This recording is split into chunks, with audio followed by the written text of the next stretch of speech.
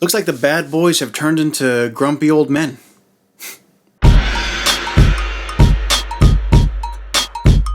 Welcome to the channel. My name is Mike Huante, and I want to talk movies with you. Today we're talking about Bad Boys for Life. Bad Boys for Life follows another adventure in the life of detectives Mike Lowry and Marcus Burnett in Miami, Florida. This adventure is a little bit more personal for the bad boys as they find out new revelations and become targets. I have to say it was really awesome seeing Martin Lawrence and Will Smith back together again.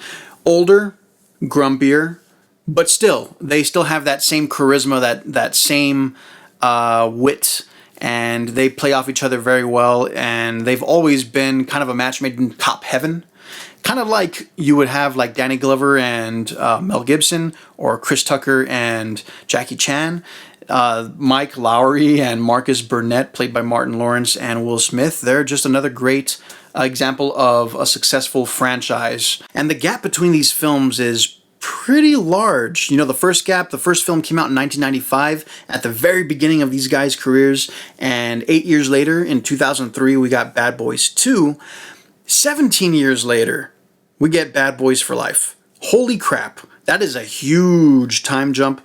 A lot of things must have happened to them in between, and yeah, so they're just a lot older now. They're in their 50s. The good thing about this movie is that it doesn't shy away from the fact that these guys are a lot older.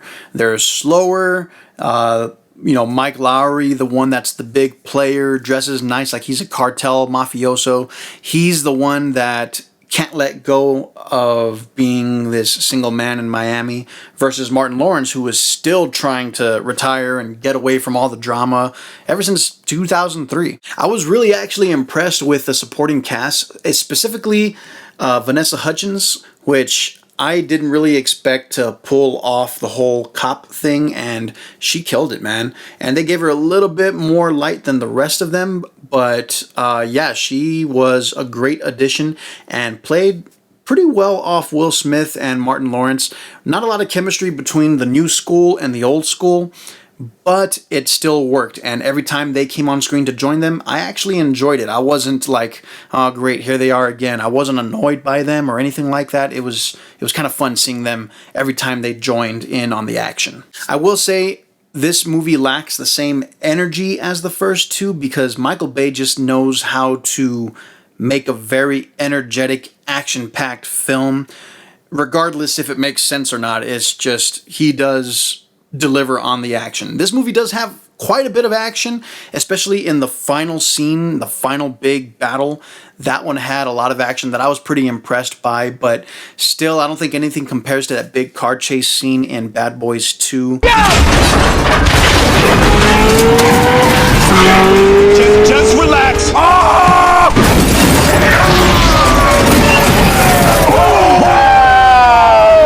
Was a motherfucker. That one puckered up my butthole. I'm a fucking crush my head. Other than that, the action was still there. The violence was pretty heavy, especially in the very beginning. It kind of just sets the stage for what kind of violence you're going to see throughout the movie. But I still think that first opening scene was more violent than anything you're going to see in the rest of the film. But other than that, great action, plenty of violence, lots of F-bombs, just like you want from a Bad Boys movie, and definitely the comedy. There were some really cool cameos in this, 2 specific cameos that I really enjoyed, that really didn't have to be in this movie, but it actually made the movie fun and a little bit funnier. And it was surprising to see that they would bring this one specific character back, and the other cameo was just fun to kind of have in there. So don't want to spoil who they were, but when you see it, you should know it. And there is a huge surprise in this movie that I was kind of just, you know, it's one of those surprises where you could get mixed results. It can either be like, really, come on, but in all honesty, I found myself sitting in my seat, and when it was revealed, I gasped. I was like, it's a pretty decent surprise. It's kind of just out of left field, but at the same time, it's not completely unrealistic. That's all I can really say. It was a nice surprise to see in this movie, and it kind of elevated the story even more. Another great thing about the movie was the villain. The villain actually had a purpose, a reason for being, and it's something that we don't really see in a lot of movies, especially in the two previous movies. The villains were just kind of, they didn't really mean anything. There was nothing meaningful behind them. There was no real purpose, and you didn't really feel for the villain. But the ties that they have to our main characters is pretty significant, and there's a few other surprises in the film that I was actually kind of shocked by. I will say about Bad Boys for Life is that even though Michael Bay wasn't present, he still had the same color scheme, you know, the slightly oversaturated scenes, the fast-paced cuts, the quick drop of exposition to kind of tell you like, okay, this is what's going to happen next, and little voiceovers here and there. So, you know, it's the Bay-isms are present. One of the Bay-isms that's not present is the shaky camera. The shaky camera was pretty heavy on the action in the first two films. That's just a Michael Bay style. A lot messier. He's a messy action director. And this one, the direction was a lot smoother. You could see the action that was happening. I think, and it sounds weird, it kind of pulled a little bit of energy out of the film because it concentrated more on showing the fights and showing the car chases, showing the explosions, which honestly I didn't mind. I do think it kind of separates itself from the first two movies just a little bit.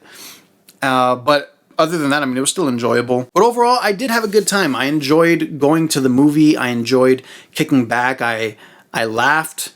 I gasped. I enjoyed the action. So it was definitely a lot of fun. So I'm going to go ahead and give this 3 stars. And that's my review for Bad Boys for Life. Make sure that you follow, like, subscribe, and comment below. Let me know what you thought of the movie and what movies you're looking forward to for 2020. Other than that, I'm Mike Huante with Want to Talk. That's a wrap.